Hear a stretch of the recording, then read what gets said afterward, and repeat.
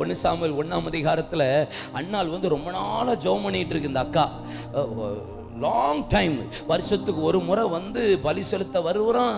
Elkanah வந்து பலி செலுத்தும் போது பெனினால் வந்து அண்ணாளை பார்த்து ஒரே இடி தான். ஆமாம், வருஷம் இவன் பலி செலுத்த வந்தா இவன் வருஷம் பிள்ளைய பெத்து போட்டுக்கிட்டே இருக்கா.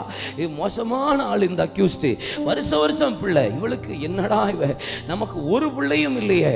ஆமாம், ராகேல் வந்து யாக்கோபை பிடிச்சி நீ ஒன்று பிள்ளைய தருவீரா இல்லையான்னு கேட்டா பார்த்தீங்களா? ராகேல் கேட்டால யாக்கோபை பிடிச்சி நீ பிள்ளைய தாரும். இவ என்ன ரொம்ப நிந்திச்சுக்கிட்டே இருக்கா, பிள்ளைய தாரும். ஆமா, இப்படி அண்ணாள் வந்து பிள்ளையத்தாரும் கேட்டுட்டு, ஆனா எல்கானா பாருங்க, டார்லிங் நீ வந்து அவளை விட எனக்கு ரொம்ப, அந்த 10 விட நீ எனக்கு ரொம்பன்னு தின்பண்டத்துல 2 மடங்கு கூட கொடுத்தும் அவ வந்து இளைப்பாறவில்லை. அவ மன சாந்தி அடையல. எனக்கு புள்ளதான் வேணும். இப்படி கேட்டுட்டு இருந்தவளுக்கு ஒரு நாளைக்கு டக்குன்னு தரிசனம், கண்ணு திறக்கப்பட்டது.